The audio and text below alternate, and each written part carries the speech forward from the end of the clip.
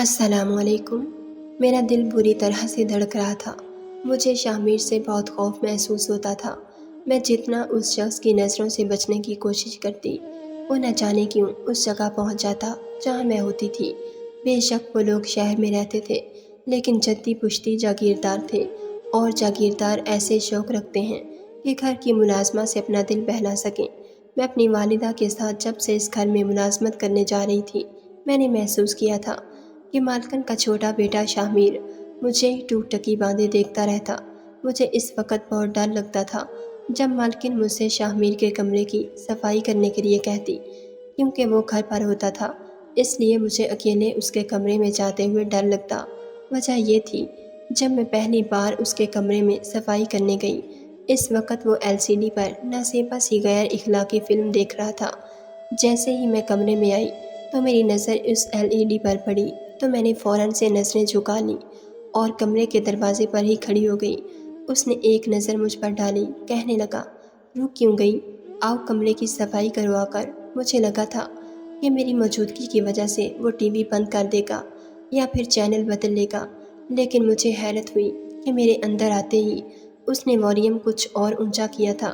میری عمر اس وقت بامشکل 16 سال تھی اور شاہ بھی 18 سال کا ہی ہوگا۔ کالج میں پڑھتا تھا اور باقی کا دن گھر پر ہی گزارتا۔ وہ ویسا ہی لڑکا تھا جیسے امیر گھرانوں کے بگڑے ہوئے لڑکے ہوتے ہیں۔ میں نے کمرے کا دروازہ پورا کھول دیا اور جھاڑو لگانے لگی، لیکن وہ مجھ پر یوں دھڑا کہ میں کام کر رہ گئی۔ کہنے لگا، اندھی ہو تم؟ AC آن ہے اور تم نے کمرے کا دروازہ کھول رکھا ہے، کمرہ بند کر کے کام کرو۔ میں بے حد گھبرا گئی تھی، اس لیے فوراً کمرے سے باہر نکل کر اماں کے پاس آ گئی۔ مجھے یوں گھبرایا ہوا دیکھ کر اماں مجھ سے وجہ پوچھنے لگی۔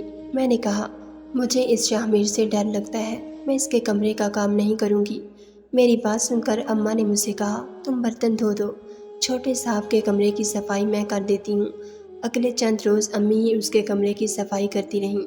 ایک بار میں کچن میں برتن دھو رہی تھی، جب وہ کچن میں آ گیا، مجھے دیکھ کر کہنے لگا، ایک گلاس دھو کر دو مجھے۔ لہجہ ویسا ہی تھا، سخت اور گھمنڈ سے بھرا ہوا۔ میں نے شیشے کا گلاس دھویا اور اس کی طرف بڑھا دیا۔ گلاس کے ساتھ اس نے میرا ہاتھ بھی پکڑ لیا۔ اس کی گرفت بھی میرے ہاتھ پر سخت تھی۔ کہنے لگا، میرے کمرے کی صفائی کرنے تم کیوں نہیں آ رہی ہو؟ وہ میرے کچھ قریب ہو کر دھیمے لہجے سے پوچھنے لگا۔ میں نے کہا، میرا ہاتھ چھوڑیں ورنہ شور مچا دوں گی۔ میری بات سن کر اس نے پہلے تو تعجب کا اظہار کیا، پھر میرا ہاتھ چھوڑ دیا۔ کہنے لگا، کل اگر تم نے میرے کمرے کی صفائی کرنے نہ آئی تو دیکھو کیا کرتا ہوں میں تمہارے ساتھ۔ یہ کہہ کر وہ کچن سے باہر چلا گیا۔ پتہ نہیں اس لڑکے کو مجھ سے کیا مسئلہ تھا، کیوں میرے پیچھے پڑا تھا۔ میں اگلے روز بھی اس کے کمرے میں نہ گئی، لیکن میں نہیں جانتی تھی کہ میرا انکار مجھے اتنا مہنگا بھی پڑ سکتا ہے۔ میں برتن دھو رہی تھی، مجھے اماں کے چلانے کی آواز آئی۔ میں بھاگی دوڑی کچن سے باہر نکلی تھی۔ میری ماں سیڑھیوں کے نیچے بے ہوش پڑی تھی، شاید وہ سیڑھیوں سے گر گئی تھیں۔ میری تو چیخیں نکل گئی تھیں۔ مالکن بھی وہاں پہنچ گئی تھیں، ڈرائیور کو بلا کر ہاسپٹل میں لے گئیں۔ میں روئی جا رہی تھی۔ میری ماں کے پاؤں کی ہڈی ٹوٹ گئی تھی، وہ چلنے پھرنے سے قاصر تھیں۔ مالکن نے ہاسپٹل کا سارا خرچہ اٹھایا تھا۔ اماں گھر پر بیٹھ گئی تھیں۔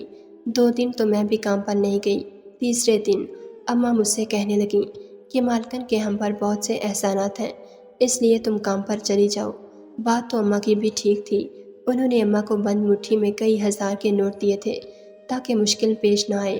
میں تیسرے دن کام پر چلی گئی۔ مالکن نے مجھ سے کہا کہ کام کرنے کے بعد گھر جانے سے پہلے پکا ہوا کھانا بھی کھا لے جانا، اور کسی بھی چیز کی ضرورت ہو تو مجھے بتانا۔ میں نے اس بات میں سر ہلا دیا۔ میں جھاڑو لگانے لگی۔ جب شاہ کے کمرے میں گئی تو وہ کمرہ خالی تھا۔ میں نے شکر کیا تھا۔ میں نے سوچا اس کے آنے سے پہلے کمرے کی صفائی کر لوں، اس لیے میں نے جھاڑو ایک طرف رکھا اور اس کے بیڈ کی چادر ٹھیک کرنے لگی۔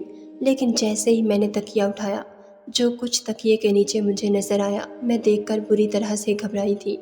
اس سے پہلے کہ میں تکیہ واپس رکھتی، کسی نے مجھے بازو سے پکڑ کر کھینچا تھا۔ میں اس افتاد کے لیے تیار نہ تھی۔ اس شاہ کے سینے سے جا ٹکرائی۔ یکدم ہی میں نے خود کو سنبھالا اور پیچھے ہٹ گئی۔ وہ بھی میرا بازو چھوڑ چکا تھا۔ کہنے لگا، بہت شوق ہے تمہیں میری جاسوسی کرنے کا۔ میں بری طرح سے گھبرا گئی تھی۔ نفی میں سر ہلانے لگی۔ میں نے کہا، میں تو بس چادر ٹھیک کر رہی تھی، مجھے نہیں پتا تھا کہ میری بات یہیں تک پہنچی تھی کہ اس نے میرے منہ پر ہاتھ رکھ کر مجھے مزید بولنے سے روکا۔ کہنے لگا، جو کچھ تم نے دیکھا ہے، اگر تم نے میری ماں کو بھنک بھی پڑنے دی تو یاد رکھنا بہت پچھتاؤ گی۔ وہ میرے بے حد قریب ہو کر مجھے دھمکا رہا تھا۔ میں اس وقت خوفزدہ اور بدحواس تھی۔ میں نے کہا، میں کچھ نہیں بتاؤں گی۔ اس کے بعد وہ مجھ سے کچھ پیچھے ہٹا۔ کہنے لگا، ویری گڈ، بس ایسے ہی میری ہر بات مانتی رہو گی تو خوش رہو گی۔ چلو اب اپنا کام کرو۔ یہ کہہ کر وہ جوتوں سمیت ہی بیڈ پر آڑا ترچھا لیٹ گیا۔ میں جھاڑو لگانے لگی۔ جیسے ہی میں نے اس کا کمرہ صاف کیا اور باہر جانے لگی تو کہنے لگا، سنو لڑکی۔ اس کی پکار پر میرے قدم دروازے کے پاس ہی رک گئے تھے۔ ایسا کرو، میرے جوتے اتارو۔ یہ سن کر مجھے حیرت ہوئی تھی۔ میں اس کی غلام تو نہ تھی جو جوتے اتارتی۔ میں وہیں کھڑی رہی۔ اس نے پلٹ کر میری طرف دیکھا۔ وہی مغرور اور متکبرانہ انداز تھا۔ کہنے لگا، سنائی نہیں دیتا تمہیں؟ میں نے کہا، میرے جوتے اتارو۔ حکمیہ انداز تھا۔ میں اس شخص سے کوئی بحث نہیں کرنا چاہتی تھی، اس لیے اس کے پاس آ کر اس کے جوکرز اتارنے لگی۔ شاید یہ امیر گھمنڈی لڑکوں کی عادت ہوتی ہے۔ غریب لڑکی کی بے بسی کو دیکھ کر ان کی انا کو تسکین ملتی ہے۔ میں نے جوکرز اتار کر ایک طرف رکھ دیے۔ وہ کہنے لگا، سنو، ادھر آؤ۔ ایک کے بعد ایک حکم تھا جو وہ مجھے دے کر میرا صبر آزما رہا تھا۔ کہنے لگا، تکیہ ہٹاؤ اور وہ سگریٹ میرے پاس لے کر آؤ۔ اب وہ بیٹھ کے کروان سے ٹیک لگائے کہہ رہا تھا۔ اس کے تکیے کے نیچے میں نے ایک شراب کی چھوٹی سی بوتل اور نشے کے سگریٹ دیکھے تھے۔ مالکن بے شک اپنے بیٹے سے بہت محبت کرتی تھی، لیکن ایسی باتوں سے یقیناً ناواقف تھی، ورنہ ضرور روکتی۔ میں نے تکیہ پیچھے کیا اور وہ سگریٹ کی ڈبیا شاہ میر کی طرف بڑھا دی۔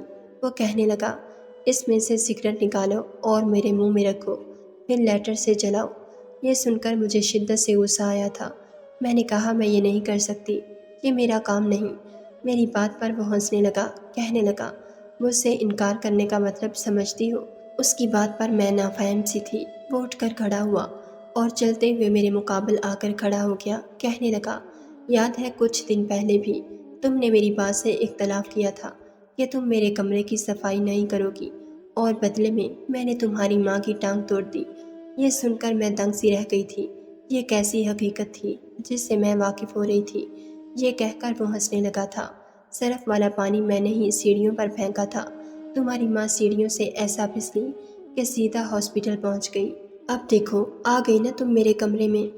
مجھے اس شخص کی گھٹیا سوچ اور گھٹیا حرکت پر افسوس ہوا تھا۔ میں نے کہا، آپ کو شرم آنی چاہیے۔ آپ نے اپنی انا کی تسکین کی خاطر میری ماں کو اپاہج کر دیا۔ میری بات پر وہ استہزائیہ مسکرا کر کہنے لگا، ملک شاہ میر کو کوئی انکار کرے تو اسے میں کہیں کا نہیں چھوڑتا۔ چلو شاباش، اب یہ سگریٹ میرے منہ میں ڈالو اور لائٹر سے جلاؤ۔ اس نے دوبارہ سے کہا، غریب ہونا شاید بہت بڑی آزمائش ہے۔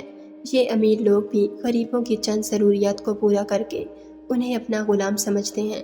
میں نہیں جانتی تھی کہ اس بار میرا انکار مجھے کس بڑی مصیبت میں ڈال دے گا، لیکن میں وہاں سے چلی گئی۔ گھر آ کر بھی مجھے رات بھر سکون سے نیند نہ آئی تھی۔ مجھے لگا شاید اب ہماری نوکری چھوٹ جائے گی۔ شاہ میر کی بات سے میں نے انکار کیا تھا، یقیناً وہ بدلے میں یہی کرے گا۔ اگلی صبح میں ڈرتے ڈرتے کام پر گئی تھی، لیکن سب کچھ معمول کے مطابق ہی تھا۔ میں کچھ پرسکون ہوئی تھی۔ میرا بس تھوڑا سا ہی کام رہ گیا تھا کہ جب مالکن شاہ میر سے کہہ رہی تھی کہ وہ اپنی بہن کے گھر جا رہی ہیں، کل صبح ہی واپس لوٹیں گی۔ وہ بھی ان کے ساتھ چلے، لیکن وہ انکار کر رہا تھا۔ جب مجھے یہ معلوم ہوا کہ مالکن جا رہی ہیں تو میں جھٹ پٹ اپنا کام نپٹایا تاکہ میں ان کے جانے سے پہلے بنگلے سے نکل جاؤں۔ میرا کام بھی تقریباً ختم ہو چکا تھا۔ میں بھی مالکن کے ساتھ ہی باہر نکلنے لگی جب شاہ میر نے اپنی ماں سے کہا کہ امی، میں باورچن کے ہاتھ کا کھانا نہیں کھاؤں گا، اس لڑکی سے کہو میرے لیے کھانا بنا کر جائے۔ یہ سن کر میرا دل یکبارگی سے دھڑکا تھا۔ مالکن کہنے لگیں، رانی، تم شاہ میر کے لیے کھانا بنا دو۔ میں نے کہا، مالکن، میں ضرور کھانا بنا دیتی، لیکن آپ کو پتہ ہے کہ میری اماں بیمار ہیں۔ مالکن نے شاہ میر سے کہا کہ وہ کچھ آرڈر کر کے منگوا لیں، لیکن وہ نہیں مانا۔ مالکن مجھ سے کہنے لگیں، رانی، میں نے اپنے بیٹے کی ضرورت پوری کرنے کے لیے ہی ملازمین رکھے ہیں۔ اب اگر اس نے تمہارے ہاتھ کا کھانا کھانا ہے تو بنا دو۔ کیا میں تمہاری ماں کے لیے اتنا خرچہ برداشت نہیں کر رہی؟ کھانا بنانے میں وقت ہی کتنا لگتا ہے۔ وہ مجھ پر اپنا کیا گیا احسان جتا کر چلی گئیں۔ مجھے کھانا بنانے پر اعتراض نہ تھا، مجھے شاہ میر پر بھروسہ نہ تھا۔ ابھی کل ہی تو وہ مجھے دھمکی دے رہا تھا۔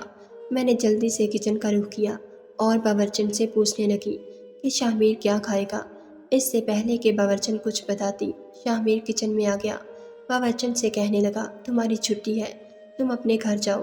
یہ سن کر میری رنگت اڑی تھی۔ وہ باورچن کچن سے باہر نکل گئی۔ وہ مجھ سے کہنے لگا، کھانا میں نے کھانا ہے، تم مجھ سے پوچھو۔ باورچن سے کیوں پوچھ رہی ہو؟ مجھے بریانی کھانی ہے، ساتھ میں شامی کباب اور فش بھی فرائی کر لینا، اور میٹھے میں کسٹرڈ۔ وہ اچھا خاصا مینیو بتا کر باہر چلا گیا تھا۔ میں جتنی جلدی سب بنا سکتی تھی بنا رہی تھی، لیکن یہ سب بناتے ہوئے بھی مجھے 2 گھنٹے لگ گئے تھے۔ مغرب بھی ہو چکی تھی اور اب تو اندھیرا بھی گہرا ہونے لگا تھا۔ مجھے گھر بھی اکیلے جانا تھا۔ میں نے سب کچھ بنا کر ڈائننگ ٹیبل پر سجایا اور اپنی چادر اوڑھ کر باہر جانے لگی۔ بنگلے کے کچھ ملازمین ہر وقت گھر پر موجود ہوتے تھے اور رہتے بھی بنگلے کے کوارٹرز میں تھے، لیکن اس وقت لاؤنج میں مجھے شاہ میر کے علاوہ کوئی نظر نہ آ رہا تھا۔ شاہ میر کے والد اور بڑا بھائی زیادہ تر بیرون ملک میں ہوتے تھے، کبھی کبھی ہی پاکستان کا رخ کرتے۔ میں نے لاؤنج میں جب کسی ملازم کو نہ دیکھا تو تیز قدم اٹھاتی ہوئی لاؤنج کے بیرونی دروازے تک پہنچی۔ اس وقت تک شاہ میر ڈائننگ ٹیبل پر بیٹھ چکا تھا۔ جیسے ہی میں نے لاؤنج کا دروازہ کھولا، دروازہ لاک تھا۔ میں نے دروازہ کھولنے کی بہت کوشش کی، لیکن اسے شاید چابی سے لاک کیا گیا تھا۔ میں نے پلٹ کر ڈائننگ ٹیبل پر بیٹھے شاہ میر کی طرف دیکھا تو وہ بڑے مزے سے اپنی پلیٹ میں بریانی ڈال رہا تھا۔ میں سمجھ گئی تھی کہ یہ سب شاہ میر نے ہی کیا ہے۔ اس وقت اس بنگلے کے اندرونی حصے میں صرف میں تھی، یا پھر شاہ میر۔ لاؤنج کے علاوہ اور کوئی دروازہ ایسا نہ تھا جہاں سے میں وہاں سے باہر نکل سکتی۔ میری بے بسی کا یہ عالم تھا کہ میں رونے لگی تھی۔ میں نے دروازہ کھٹکھٹانا شروع کر دیا کہ شاید کوئی دروازہ کھول دے، لیکن وہ بے حس شخص بڑے اطمینان سے بریانی کھا رہا تھا۔ میں رو رہی تھی، بار بار دروازہ بجا رہی تھی۔ مجھے دیکھ کر کہنے لگا، میں نے سارے ملازمین کو آج رات کی چھٹی دے دی ہے رانی، میرے علاوہ تمہاری پکار سننے والا آج کوئی نہیں، اس لیے تم جتنا چاہے چلا سکتی ہو۔ یہ کہہ کر وہ بریانی کے ساتھ ساتھ کباب بھی کھانے لگا۔ میں اس کے پاس آ گئی۔ میں نے کہا، آپ پلیز یہ دروازہ کھول دیں، میری ماں پریشان ہو رہی ہوگی، رات ہو رہی ہے، مجھے میرے گھر جانا ہے۔ لیکن وہ شخص شاید اپنے سینے میں دل نہیں رکھتا تھا۔ مجھ سے کہنے لگا، کہا تھا نا تم سے مجھے انکار مت کیا کرو، دیکھ لیا نا اس کا نتیجہ۔ وہ کسٹرڈ پیالی میں ڈالتے ہوئے کہہ رہا تھا۔ میری جان پر بنی ہوئی تھی۔ میں نے کہا، میں آئندہ آپ کی کسی بات سے انکار نہیں کروں گی، لیکن پلیز مجھے جانے دیں۔ میرے ماں باپ میری وجہ سے پریشان ہو رہے ہوں گے۔ شاید میری بے بسی کی آخری حد تھی۔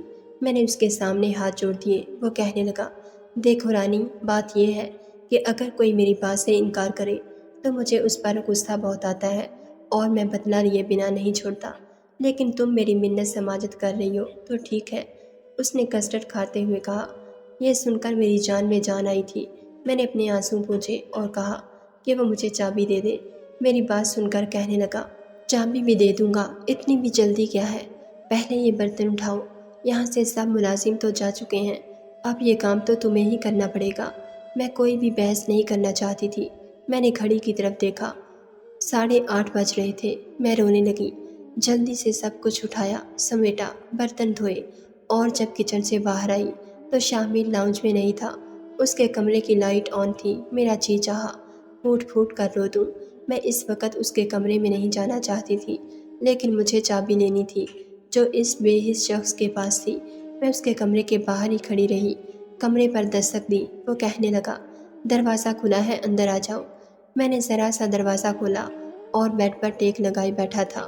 میں نے دروازے پر کھڑے ہو کر کہا، مجھے لاؤنج کی چابی دے دیں، 10 بجنے والے ہیں، خدا کے لیے مجھے جانے دیں۔ میری بات سن کر وہ کہنے لگا، ہاں تو میں نے کب روکا ہے رانی، جاؤ، لیکن پہلے وہ سگریٹ تو مجھے لا دو۔ وہ میری بے بسی کا پورا فائدہ اٹھا رہا تھا۔ میں کمرے میں آئی، سامنے سائڈ ٹیبل کے اوپر ہی سگریٹ اور لیٹر پڑا تھا، ساتھ ایک کانچ کا گلاس بھی تھا۔ میں نے سگریٹ اور لیٹر لیا، اس شخص کے پاس آ گئی۔ اس نے اشارے سے مجھ سے کہا میں سگریٹ اس کے منہ میں رکھوں۔ میرے ہاتھ بری طرح سے کپکپا رہے تھے۔ میں نے سگریٹ اس کے منہ میں رکھ کر جلایا۔ سگریٹ کا ایک کش لے کر اس نے دھواں میرے منہ پر اڑایا تھا۔ کہنے لگا، اب میری روم فریج سے شراب نکالو اور گلاس میں ڈالو۔ اس کی یہ بات سن کر میں وہیں کھڑی رہی۔ کہنے لگا، رانی 10 بج رہے ہیں، تم جتنی دیر کرو گی لوگ انگلیاں تم پر ہی اٹھائیں گے، چلو جلدی کرو۔ مسلسل رونے سے میری ہچکی بند گئی تھی، لیکن اس شخص کے سینے میں شاید دل ہی نہیں تھا۔ میں نے اس کے کمرے میں رکھی روم فریج سے شراب کی بوتل نکالی اور اس کے پاس رکھے گلاس میں ڈال دی۔ اسی وقت وہ مجھے بازو سے پکڑ کر اپنی جانب کھینچ چکا تھا۔ میری سسکیاں اس کمرے میں گونجتی رہیں، لیکن سننے والا کوئی نہ تھا۔ رات کے 3 بجے اس شخص نے مجھے لاؤنج کی چابی دی تھی۔ میرا سب کچھ برباد کرنے کے بعد مجھ سے کہنے لگا، ابھی بھی رات کی سیاہی باقی ہے رانی، جلدی سے اپنے گھر چلی جاؤ، کسی کو پتہ نہیں چلے گا کہ تمہارے ساتھ کیا ہوا ہے۔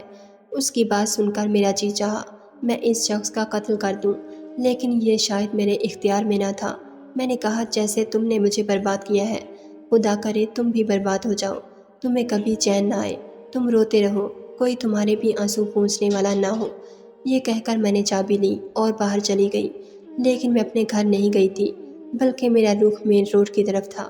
میں زندہ رہنا ہی نہیں چاہتی تھی، کیونکہ اگلی زندگی میرے لیے صرف بدنامی ہی لے کر آتی۔ اچھا تھا کہ میں کسی گاڑی سے ٹکرا کر مر جاتی۔ میرے ماں باپ بھی یہی سمجھتے کہ میں ایکسیڈنٹ کی وجہ سے مر گئی۔ میرے سامنے ایک تیز رفتار گاڑی آ رہی تھی۔ اس وقت سڑکیں سنسان تھیں، اس لیے گاڑی کی رفتار بہت تیز تھی۔ جب وہ قریب آنے لگی تو میں اس گاڑی کے سامنے کھڑی ہو گئی اور اپنی آنکھیں بند کر لیں۔ بڑی زور سے وہ گاڑی مجھ سے ٹکرائی تھی اور پھر میرا سر کسی چیز سے بڑی زور سے ٹکرایا تھا۔ میں ہوش و حواس سے غافل ہو گئی تھی، لیکن جیسے زندگی ہمارے اختیار میں نہیں ہوتی، موت بھی نہیں ہوتی، میرے ساتھ بھی یہی ہوا تھا۔ مجھے جب ہوش آیا تو میں ہاسپٹل کے کمرے میں تھی۔ مجھے اپنے بچ جانے کا افسوس تھا۔ میرے سامنے ایک بوڑھی عورت بیٹھی تھی اور اس کے ساتھ ایک نوجوان بھی تھا۔ میرے سر میں درد کی شدید ٹیسیں اٹھی تھیں۔ میں نے دونوں ہاتھوں سے اپنا سر پکڑ لیا تو احساس ہوا کہ میرا پورا سر پٹیوں سے جکڑا ہوا ہے۔ وہ عورت مجھے دیکھ کر اس نوجوان سے کہنے لگی، عامر، اسے ہوش آ گیا ہے، جاؤ جا کر ڈاکٹر کو بلا کر لاؤ۔ کچھ ہی دیر میں نرسیں اور ڈاکٹر بھی میرے کمرے میں آ گئے۔ مجھ سے میرے بارے میں پوچھنے لگے۔ میں کیا بتاتی؟ میرا ماضی داغدار تھا، اس لیے میں نے کہا، مجھے کچھ بھی یاد نہیں، میں کون ہوں، میرا نام کیا ہے، مجھے کچھ یاد نہیں۔ میں نے اپنی یادداشت کھو جانے کا ناٹک کیا تھا۔ وہ عورت مجھے اپنے گھر لے گئی۔ ایک چھوٹے 3 کمروں کے فلیٹ میں وہ اپنے بیٹے کے ساتھ رہتی تھی۔ میں انہی کی گاڑی سے ٹکرائی تھی۔ کافی نیک خاتون تھی، میرا بہت خیال بھی رکھتی تھی۔ جب میں چلنے پھرنے کے قابل ہو گئی تو خود ہی گھر کی ذمہ داریاں سنبھال لیں۔ اس کا بیٹا ایک نفسیاتی ڈاکٹر تھا۔ اسی فلیٹ کے ایک کمرے میں اس نے اپنا کلینک بنایا ہوا تھا۔ سنا تھا کہ اس کے ہاتھ میں بہت شفا ہے۔ اس نے کئی بار مجھ سے کہا میں اپنے ماضی کے بارے میں سوچنے کی کوشش کروں، شاید مجھے کچھ یاد آ جائے، لیکن میں بھولی ہی کب تھی۔ جب بھی وہ یہ چاہتا کہ مجھے کچھ یاد آ جائے، میں سر درد کا بہانہ بنا دیتی تو بڑی بھی اپنے بیٹے کو ڈانٹنے لگتی، کہتی اسے نہیں یاد آ رہا تو کیوں اس کے پیچھے پڑے ہو۔ وہ کہتا، اماں، اس لڑکی کی یادداشت واپس آ سکتی ہے کیونکہ یہ سب کچھ نہیں بھولی، اسے کھانا پکانا اچھے سے آتا ہے، اسے سب پتہ ہے کہ کیا چیز کیسے پکاتے ہیں، ہر کام اسے کرنا آتا ہے، اس کا مطلب وہ سب کچھ نہیں بھولی۔ یہ سن کر مجھے اپنی غلطی کا احساس ہوا تھا، لیکن بہرحال میں نے اپنا ناٹک جاری رکھا۔ 1 سال بیت چکا تھا۔ بڑی بھی اب مجھ سے بہت مانوس ہو چکی تھی، اس لیے اپنے بیٹے کو مجھ سے شادی کے لیے راضی کر لیا۔ سہارے کی ضرورت تو مجھے بھی تھی، میں نے بھی انکار نہ کیا۔ یوں میری شادی عامر سے ہو گئی۔ عامر بہت اچھا انسان تھا، میں اس کے ساتھ بے حد خوش و خرم زندگی گزار رہی تھی، لیکن ایک دن وہ ہوا کہ میرے ہوش اڑ گئے۔ شام کی چائے میں اکثر عامر کو اس کے کلینک نما کمرے میں دینے چلی جاتی تھی۔ زیادہ تر اس وقت وہاں کوئی مریض نہ ہوتا تھا۔ ایسے ہی ایک شام تھی جب میں چائے کا کپ دینے اس کے کمرے کے دروازے تک پہنچی، مگر اندر سے آنے والی آواز نے میرے پیروں کو وہیں منجمد کر دیا تھا۔ میں نے اسے برباد کر دیا ڈاکٹر۔ وہ میری منت کرتی رہی، اپنی عزت کی بھیک مانگتی رہی، لیکن مجھے اس پر رحم نہیں آیا۔ میں اس آواز کو کیسے بھلا سکتی تھی؟ وہ شاہ میر تھا۔ دیکھیں مسٹر شاہ میر، آپ خود کہہ رہے ہیں کہ وہ لڑکی اب مر چکی ہے، اسی رات اس کا ایکسیڈنٹ ہو گیا تھا، تو کیوں آپ اس بات کو تسلیم نہیں کر لیتے؟ بھول جائیں اس واقعے کو۔ عامر اسے سمجھانے لگا۔ کیسے بھول جاؤں میں؟ بھلا ہی تو نہیں پا رہا۔ میں پچھلے 1 سال سے سویا نہیں ہوں۔ میں سونے کے لیے آنکھیں بند کرتا ہوں تو مجھے اس کی سسکیاں سونے نہیں دیتی۔ مجھے لگتا ہے وہ میرے سامنے ہاتھ جوڑے رو رہی ہے، کہہ رہی ہے کہ مجھے جانے دو، میرے ماں باپ میرا انتظار کر رہے ہیں۔ اس کی آوازیں میرے کانوں میں ہر وقت گونجتی رہتی ہیں۔ مجھ پر نہ شراب اثر کرتی ہے، نہ ہی نیند کی دوائیں۔ میں سونا چاہتا ہوں لیکن وہ مجھے سونے نہیں دیتی۔ ایسا کرو ڈاکٹر، مجھ سے میرا حافظہ چھین لو ورنہ میں پاگل ہو جاؤں گا۔ مجھے اس کی بد دعا لگ گئی ہے۔ کاش کہ وہ مجھے کہیں مل جائے تو میں ہاتھ جوڑ کر اس سے معافی مانگ لوں۔ اس سے کہو کہ وہ جو چاہے مجھ سے بدلہ لے لے، لیکن مجھے اپنی بد دعا سے آزاد کر دے۔ میں سونا چاہتا ہوں ڈاکٹر، میں پچھلے 1 سال سے نہیں سویا۔ وہ بلک بلک کر بڑی بے بسی سے رو رہا تھا اور مجھے خدا کی خدائی پر پختہ یقین ہو چکا تھا۔ میں بھی کیا بدلہ لے سکتی تھی جو میرے رب نے اس شخص سے لیا تھا؟ بے شک وہ اپنے مظلوم بندوں کی پکار کو سنتا ہے۔ میں وہیں پلٹ کر واپس چلی گئی کیونکہ میں اس شخص کو کبھی بھی معاف نہیں کر سکتی تھی۔ ناظرین، اگر آپ کو ہماری ویڈیو پسند آئی ہے تو لائک ضرور کیجیے اور ایسی مزید ویڈیوز دیکھنے کے لیے ہمارے چینل کو سبسکرائب کر لیجیے۔